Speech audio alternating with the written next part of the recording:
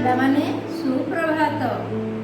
Corona ପାଇଁ ଏବେ ବିଦ୍ୟାଳୟ ଗୁଡ଼ିକ ବନ୍ଦ ଅଛି, ତଥାପି ଆମେ ପାଠପଢ଼ା ବନ୍ଦ କରିବା ନାହିଁ।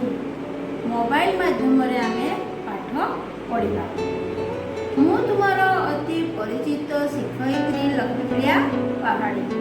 ଆଜି ମୁଁ ତୁମକୁ ଚତୁର୍ଥ ଶ୍ରେଣୀର ସାହିତ୍ୟ କଳିକା ବହିରୁ କିଛି ପଢ଼େଇବି, ତୁମେ ଶୁଣିବ। ଏହି ବହିରୁ ଆମେ କିଛି ପ୍ରସଙ୍ଗ ଅଛି, ସେଥିରେ ଆମେ ଗୋଟେ ପ୍ରସଙ୍ଗ ପଢ଼ିବା। ତୁମମାନେ ତ ଜାଣିଛ ସମସ୍ତଙ୍କର କିଛି ନା କିଛି ସଉକ ଅଛି କି ନାହିଁ? ସେଇଭଳି ତୁମମାନଙ୍କର ମଧ୍ୟ କିଛି ସଉକ ଥିବ। କେତେ ଜଣଙ୍କର କ'ଣ କ'ଣ ସଉକ ଅଛି? କାହାର ଭଲ ଭଲ ଖାଇବା ସଉକ ଅଛି, କାହାର ଭଲ ଭଲ ନୂତନ ନୂତନ ପୋଷାକ ପିନ୍ଧିବାର ସଉକ ଅଛି, ଆଉ କାହାର କ'ଣ ମୋବାଇଲ ଦେଖିବାର ମଧ୍ୟ ସଉକ ଅଛି। ତମେ ମୋବାଇଲ ଦେଖ କି ନାହିଁ? ହଁ, ସେଇପରି ଟିଭି ଦେଖ, ଟିଭି ମଧ୍ୟ ଦେଖିବାର ସଉକ ଅଛି।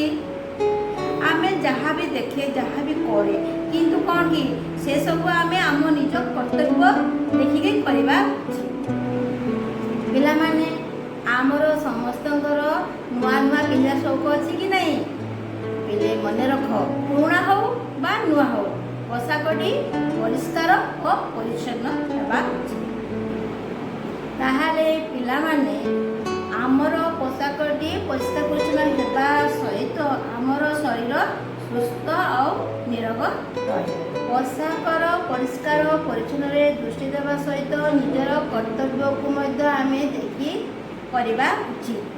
ଏହା ହିଁ ହେଉଛି ଆମକୁ ଏଥିରୁ ଶିଖି। ଆସ, ଆଜି ଆମେ ଏକ କାହାଣୀ ପଢ଼ିବା। ଦେଖୁଛ ପିଲାମାନେ, ଚିତ୍ରଟି ଦେଖୁଛ ତ? ହଁ, ଏହି କାହାଣୀକୁ ଆମେ ଆଧାର କରି ଆଜି ପଢ଼ିବା ଏହି ଚରିତ୍ରମାନଙ୍କୁ। ପିଲାମାନେ, ଆଜି ଆମେ ରାଜାଙ୍କ ନୂତନ ପରିଚ୍ଛଦ ପଢ଼ିବା। ଏହି ଗଳ୍ପର ଗାଳ୍ପିକ ହେଉଛନ୍ତି କାଳିନ୍ଦୀ ଚରଣ ପାଣିଗ୍ରାହୀ। ଇଏ ଓଡ଼ିଶାର ସୁନାମଧନ୍ୟ ଗାଳ୍ପିକ। ତାହେଲେ ଆସ ଆମେ ଏହି ରାଜାଙ୍କ ନୂତନ ପରିଚ୍ଛଦ କାହାଣୀଟି ପଢ଼ିବା। ପିଲାମାନେ, ନିଜ ନିଜର ବହି ଦେଖ। ଦେଖ, ଏଇ ରାଜାଙ୍କ ନୂତନ ପରିଚ୍ଛଦରେ ଗୋଟେ ଚିତ୍ର ଦେଖୁଛ କି ନାହିଁ? ଏହି ଚିତ୍ରଟି ଜଣେ ରାଜାଙ୍କ ବିଷୟରେ ଅଛି। ଏହି ଚିତ୍ରଟି ହେଉଛି ରାଜଦରବାରର ଚିତ୍ର। ରାଜାଙ୍କ ନିକଟରେ ଜଣେ ସେବକ, ତାଙ୍କ ସମ୍ମୁଖରେ ରାଜପୁରୋହିତ, ପ୍ରଧାନ ମନ୍ତ୍ରୀ, ପ୍ରଧାନ ବିଚାରପତି, 2 ଜଣ ଠକ ବ୍ୟବସାୟୀ। ଆସ, ଆଜି ଆମେ ଏହି ରାଜଦରବାରରେ ଚରିତ୍ରମାନଙ୍କୁ ଏହି ଗଳ୍ପ ମାଧ୍ୟମରେ ଆମେ ଜାଣିବା। ମୁଁ 2ଟି ଅନୁଚ୍ଛେଦ ପଢ଼ୁଛି, ତୁମେ ବହି ଦେଖ। ଗୋଟିଏ ଦେଶରେ ଜଣେ ରାଜା ଥିଲେ। ପ୍ରତିଦିନ ଗୋଟିଏ ଗୋଟିଏ ନୂତନ ପୋଷାକ ପିନ୍ଧିବା ଥିଲା ତାଙ୍କର ପ୍ରଧାନ ସଉକ। ସେ ଯେ ଭଲ ଶାସନ କରୁଛନ୍ତି ଅଥବା ଭଲରେ ପ୍ରଜାପାଳନ କରୁଛନ୍ତି, ଏ କଥା କେହି ନ କହି ବରଂ କହନ୍ତି, ରାଜା ଆଜି ଭଲ ପୋଷାକ ପିନ୍ଧିଛନ୍ତି। ନୂତନ ପରିଚ୍ଛଦ ପାଇଁ ରାଜା ଏକ ପ୍ରକାର ପାଗଳ ହୋଇ ପଡ଼ିଥିଲେ। ଥରେ ସେ ଘୋଷଣା କଲେ ଯେ ଯେଉଁ କାରିଗର ତାଙ୍କ ପାଇଁ ସମ୍ପୂର୍ଣ୍ଣ ଏକ ନୂତନ ଧରଣର ପୋଷାକ ତିଆରି କରିପାରିବ, ତାକୁ ସେ 1,000 ସ୍ୱର୍ଣ୍ଣ ମୁଦ୍ରା ପୁରସ୍କାର ଦେବେ। ପିଲାମାନେ, ଆମେ ଏହି ଗଳ୍ପରୁ କିଛି ନୂତନ ଶବ୍ଦ ଜାଣିଲେ କି ନାହିଁ? ସେହି ଶବ୍ଦ ଗୁଡ଼ିକ ହେଉଛି, ଦେଖ, ସଉକ।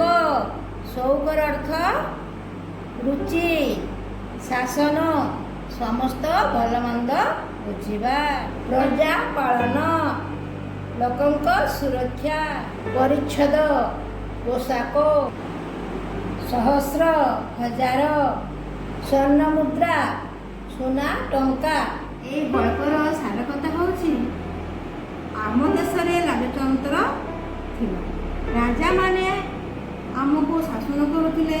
ଅନେକ ସମୟରେ ରାଜାମାନେ ବିଳାସ ବେଶରେ ବୁଡ଼ି ଠିକ୍ ଭାବରେ ରାଜ୍ୟ ଶାସନ କରୁନଥିଲେ। ଏଣୁ ରାଜ୍ୟରେ ଶତ୍ରୁ ଭୟ, ଦାରିଦ୍ର୍ୟ ଦେଖାଯାଉଥିଲା।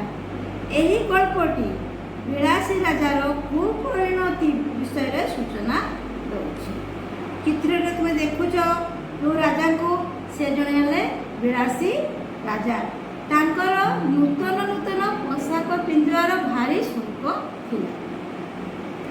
ତେଣୁ ସେ କ'ଣ କରନ୍ତି, ପ୍ରତ୍ୟେକ ଦିନ ନୂତନ ନୂତନ ପୋଷାକ ପିନ୍ଧନ୍ତି। ତାଙ୍କର ନୂତନ ପୋଷାକ ପିନ୍ଧିବାର ଏତେ ସୌକ ଯେ ସେ ରାଜକାର୍ଯ୍ୟ ପ୍ରତି ଧ୍ୟାନ ଦେଇ ପାରନ୍ତି ନାହିଁ। ତେଣୁ ସେ ଭଲ ଶାସନ କରୁଛନ୍ତି ବା ଭଲ ପ୍ରଜା ପାଳନ କରୁଛନ୍ତି କେହି କୁହନ୍ତି ନାହିଁ। କୁହନ୍ତି ଆଜି ରାଜା ଭଲ ପୋଷାକ ପିନ୍ଧିଛନ୍ତି। ତେଣୁ ତାଙ୍କ ରାଜ୍ୟ ଶାସନରେ ଯେତିକି ଆନନ୍ଦ ପାଉନଥିଲେ, ସେ ସେତିକି ନୂତନ ପୋଷାକ ପିନ୍ଧିବାରେ ଆନନ୍ଦ ପାଉଥିଲେ। ନୂତନ ପୋଷାକ ପିନ୍ଧିବାରେ ଏକ ପ୍ରକାର ସେ ପାଗଳ ହୋଇ ପଡ଼ିଥିଲେ।